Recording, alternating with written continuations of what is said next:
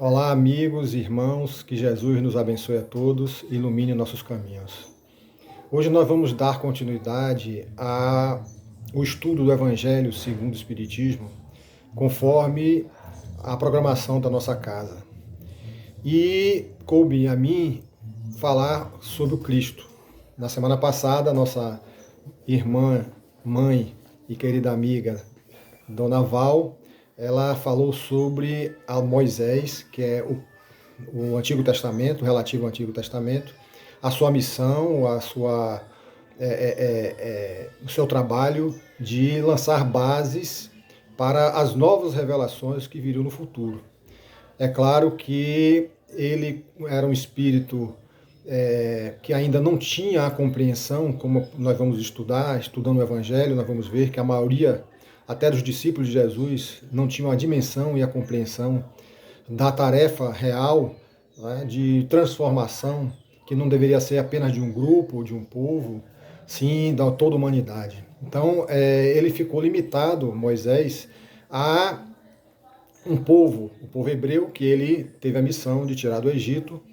E durante 40 anos ele vagou no deserto, um deserto minúsculo, em que gerações foram sendo educadas, as que antigas, mais ligadas à cultura egípcia, né, dos sortilégios, com o contato com os mortos, né, que ele chegou a proibir, né, e também adoração a outros deuses, que é um processo natural que quando um povo, principalmente na antiguidade, quando um povo dominava o outro, impunha a sua cultura, e normalmente era assimilada pelos escravizados, né, pelos colonizados. É um termo até mais moderno, colonizar. Então eles absorveram essa cultura e Moisés teve, além da tarefa de tirá-lo do Egito, teve a tarefa de limpar, tirar das gerações antigas toda esse ranço, não digo ranço, mas digo esse processo de aculturamento que o povo hebreu, ao ter contato com o povo egito, assimilou. Então Moisés teve essa tarefa e no Monte Sinai foi promulgada, como nós todos sabemos, as 10 leis, né, que a espiritualidade superior escreveu num livro de pedra, através de uma fenomenologia mediúnica, que é, na verdade, um fenômeno de escrita direta, onde o espírito escreve diretamente, sem o uso das mãos, né, na pedra, e nas leis de Moisés ele promulga toda uma série de ensinamentos baseados na lei natural, que é a lei verdadeira e eterna. As leis humanas que Moisés mais tarde veio a promulgar, né, a determinar para que o povo seguisse, foi necessária em função da própria natureza da inferior, né? Não digo inferior, mas natureza agressiva, né, mítica, mitológica daquela raça, né, daquele povo, do povo hebreu, como nós falamos. E nossa irmã e amiga, Dona Val, falou brilhantemente, já nos ensinando e nos dando uma nova deixa para poder falar de um Novo Testamento, que seria, no caso, a segunda revelação, que na figura de um único homem, como Moisés no Antigo Testamento foi a figura central, na nova revelação, a nova aliança de Deus com os homens, viria na figura de um indivíduo também, que é Jesus de Nazaré. E ficou conhecido na história, e é conhecido na história como Cristo. Cristo, na verdade, é uma palavra grega, não era uma palavra hebraica, né, ou siríaco-caldaico, que era a língua natural de Jesus, e falava na época, mas foi uma palavra que tem o mesmo significado de um Messias, né, um novo mensageiro, que trouxe a boa notícia para a humanidade, que é os evangelhos. Evangelho é uma palavra que era usada comumente no antigo Império Romano, inclusive, existe o evangelho de Júlio César, né, vários evangelhos, ou seja, boas notícias, uma notícia nova e boa. E o evangelho de Jesus o Novo Testamento, ele é todo centralizado na figura de Jesus de Nazaré, que mais tarde ele foi sendo difundido através dos seus discípulos, né, e os seus codiscípulos, e chegou aos nossos dias de forma muito deturpada, como todos nós conhecemos. Então vamos estudar hoje de forma simples, né, sem nenhuma nenhuma floreio, nem nada, mas um pouco sobre esse processo, né? Como Kardec verificou no Evangelho, Jesus veio trazer um novo modelo, uma nova visão do Criador. Assim como Moisés tirou a humanidade da crença politeísta, dando ao homem o monoteísmo, né, colocando uma visão diferente do ser criador do universo, né, que seria o Deus único, e Jesus também veio trazer uma nova visão, né, do Criador. Né? Em vez de aquele ser Senhor dos Exércitos, aquele Deus que era vingativo, às vezes discutia com Moisés, se arrependeu de criar o homem, né? Mandava dizimar povos, né? Jesus trouxe uma visão completamente diferente. Por quê? Porque ele sentiu, a espiritualidade superior sentiu, que a humanidade estava madura o suficiente para que a semente do novo evangelho, dessa nova concepção, fosse instalada aqui na Terra.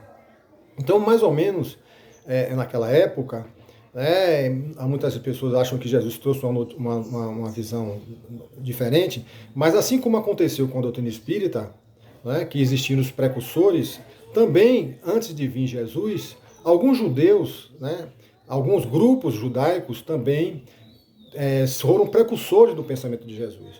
Hillel, por exemplo, era um judeu que pregava o amor ao próximo, que pregava a caridade, que pregava a submissão ao Pai, ao ser de bondade, de misericórdia, ao perdão.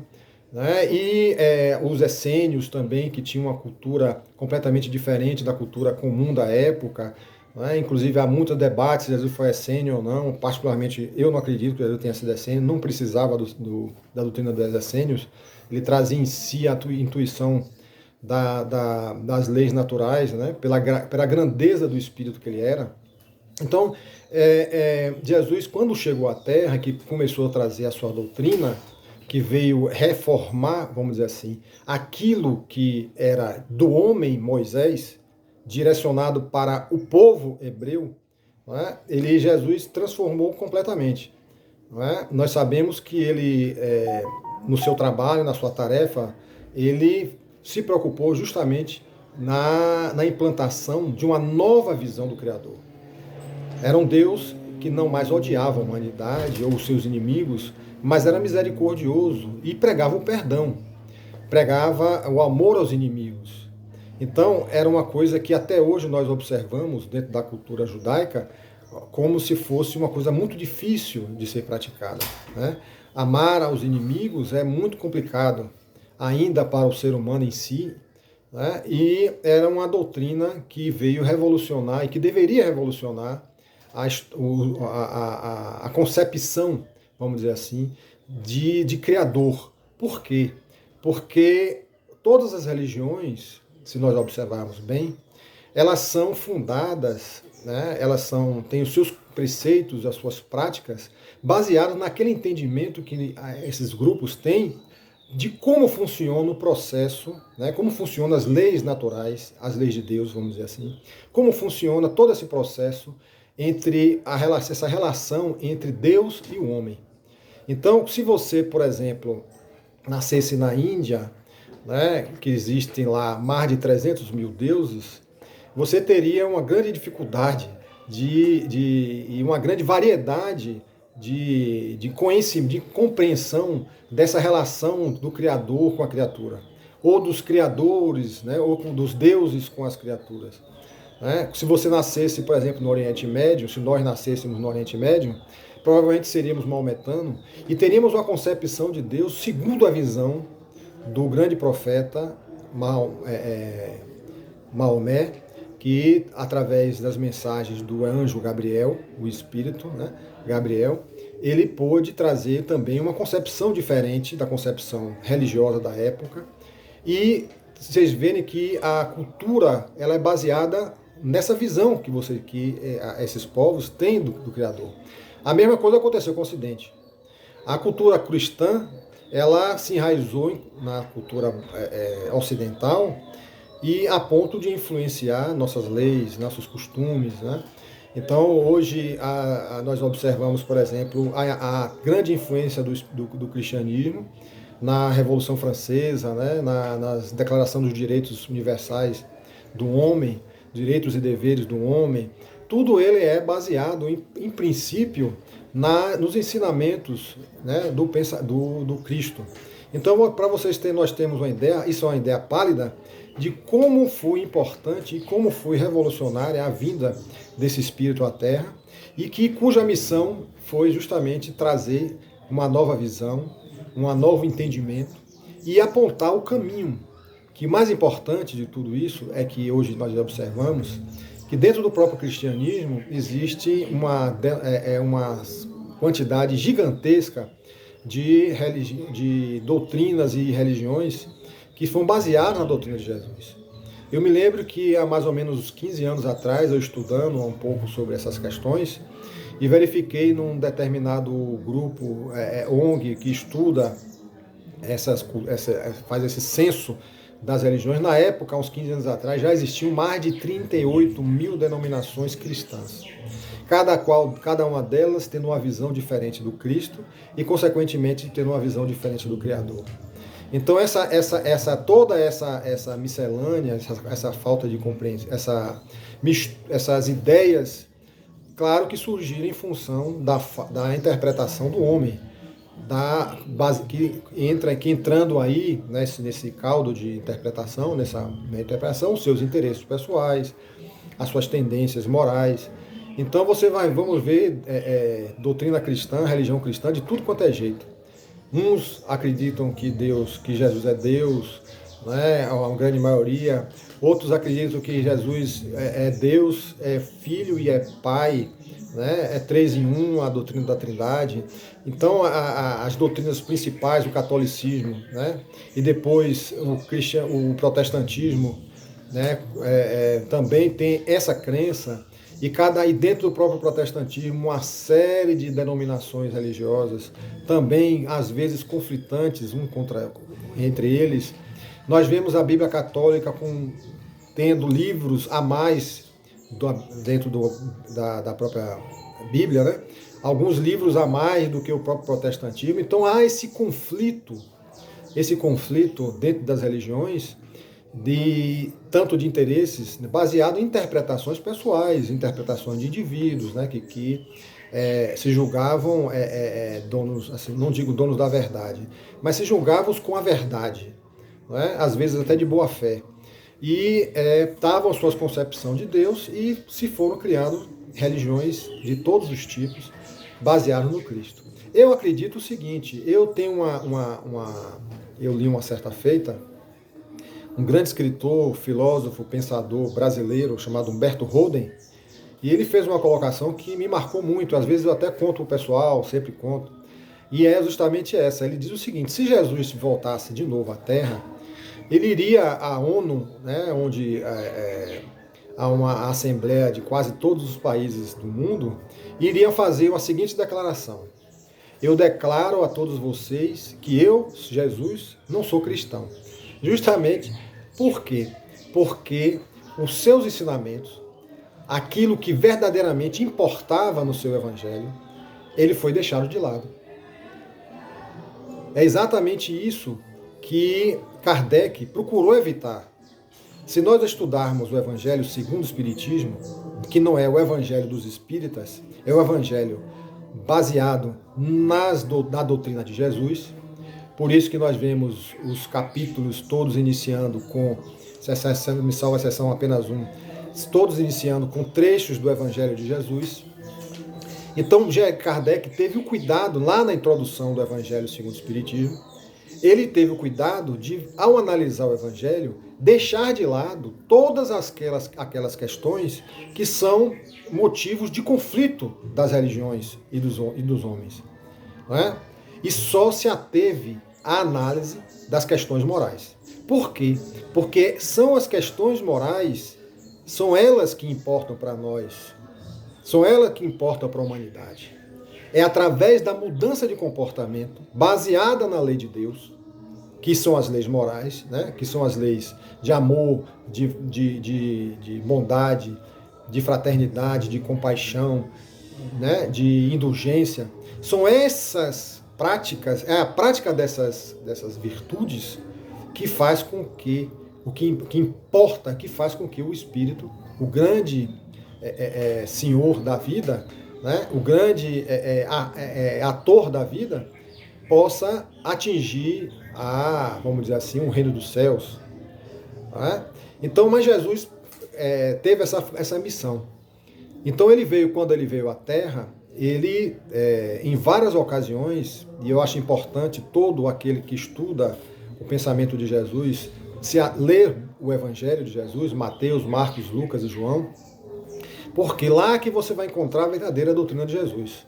Lá você vai encontrar não somente as frases que normalmente são ditas nas religiões, né, que são tiradas de determinados textos e modificadas muitas vezes o seu contexto. Lá você vai ver o contexto inteiro do pensamento de Jesus.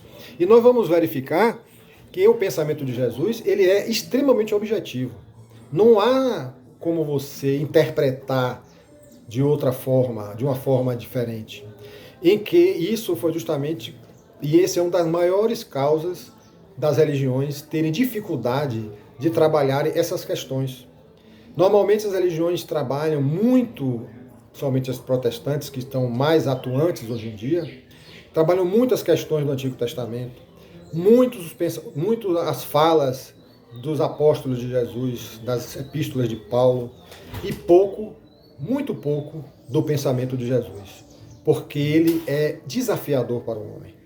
É ele que faz fazer com que o homem possa percorrer aquela estrada estreita com segurança. E é ele, a prática dos seus ensinamentos, é que faz fazer com que a alma atinja o reino dos céus e, ao mesmo tempo, a paz que ele tanto procura e a felicidade que ele tanto procura. Nós temos observado que dentro da cultura, até dentro da cultura espírita, nós verificamos que há diversas interpretações sendo jogadas dentro de vários contextos que tendem a diminuir, vamos dizer assim, diminuir não digo, o termo não é diminuir, mas tendem a escapar, vamos dizer assim, do caminho verdadeiro que nós devemos ter. Nós nos atemos a querelas que não importam e esquecemos do ensinamento principal de Jesus, que nesse texto do Cristo lá no Evangelho, Kardec fala muito bem. Quem diz que Jesus, com seu grande poder de síntese, como é característico dos grandes espíritos, ele resume toda a lei e todos os profetas e todas as leis legislativas, morais da humanidade em uma pequena frase, duas frases: amar a Deus sobre todas as coisas e ao próximo como a si mesmo. Então, é um desafio que Jesus lançou para a humanidade e que até hoje, mais de 2000 anos, nós buscamos fugir. Né? Nós buscamos criar uma série de situações, de subterfúgios para não poder encarar de frente a realidade que nos convida a todo instante, né? Que essa realidade, ela está toda ela internalizada em nossa consciência.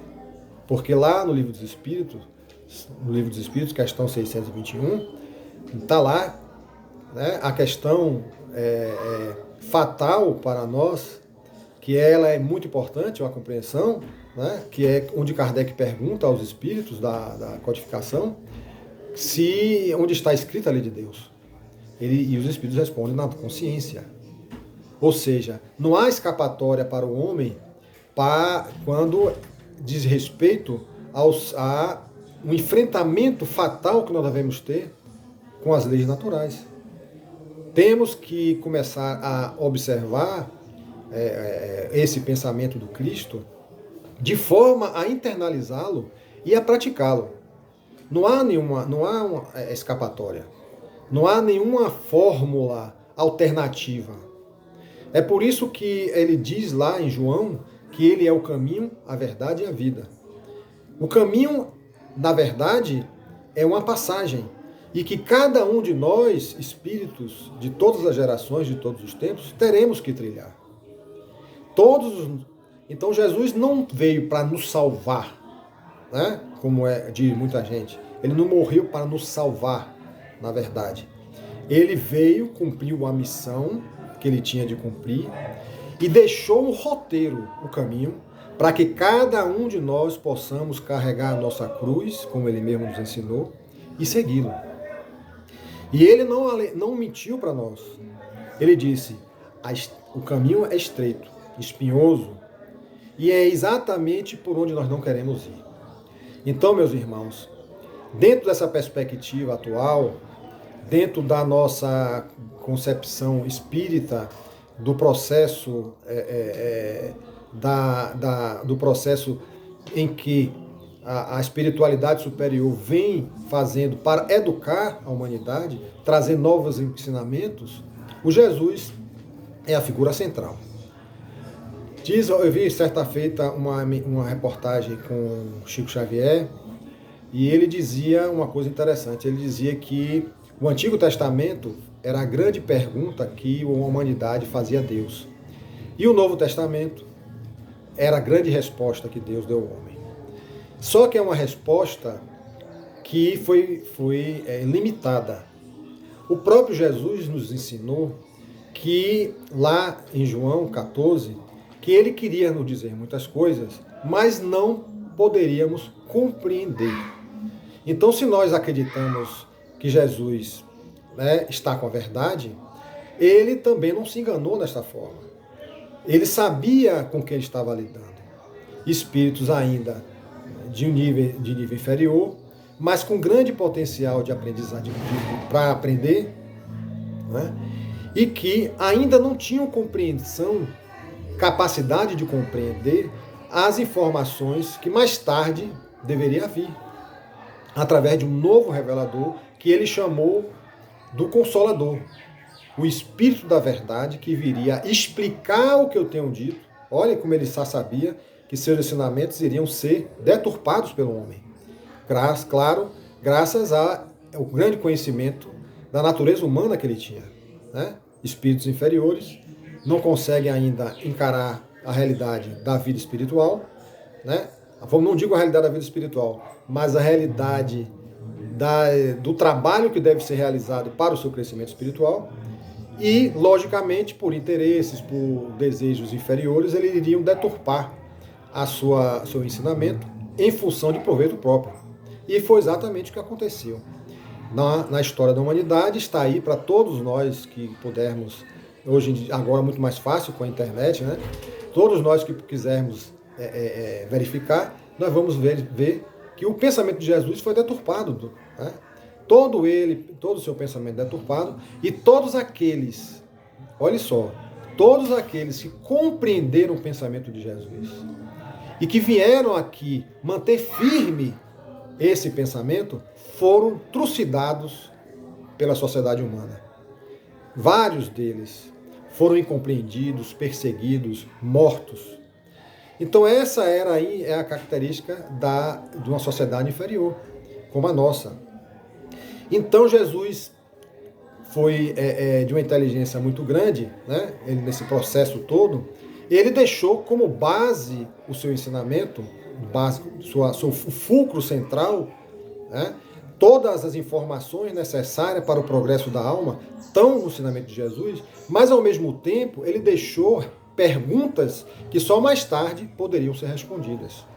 Kardec fala nesse texto de uma forma magistral que era preciso que a ciência, a razão se desenvolvesse a ponto, né, de poder vir uma nova revelação que iria realmente explicar com chave de ouro, vamos dizer assim, toda aquela informação, aquele conhecimento que Jesus nos trouxe.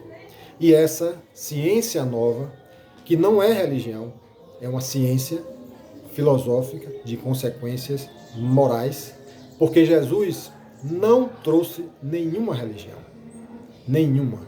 Jesus trouxe uma doutrina que serve e que se aplica a todos os seres humanos. Todos, sem exceção. Não está amarrado, nem está circunscrito à religião. Porque Deus não é uma questão de religião. O amor não é uma questão de religião. O perdão não é uma questão de religião. É uma lei universal. Tão real como a lei da gravidade. Então, todos nós temos que mergulhar nos seus ensinamentos para aprender e praticar. E tendo em vista que só uma nova doutrina, como viria mais tarde, no século XIX, no final do século, no meado do século XIX, com o lançamento do Livro dos Espíritos, ela teria o seu complemento. A doutrina de Jesus, a doutrina de amor, de fraternidade, só é verdadeiramente compreendida séculos depois, graças à vinda dos espíritos superiores, os espíritos de todas as naturezas que vieram se comunicar aqui na Terra, trazendo a explicação e a chave para a compreensão do pensamento de Jesus. Que Deus nos abençoe a todos e ilumine a cada um de nós para que possamos cada vez mais entender o Cristo e viver o Cristo. Assim seja.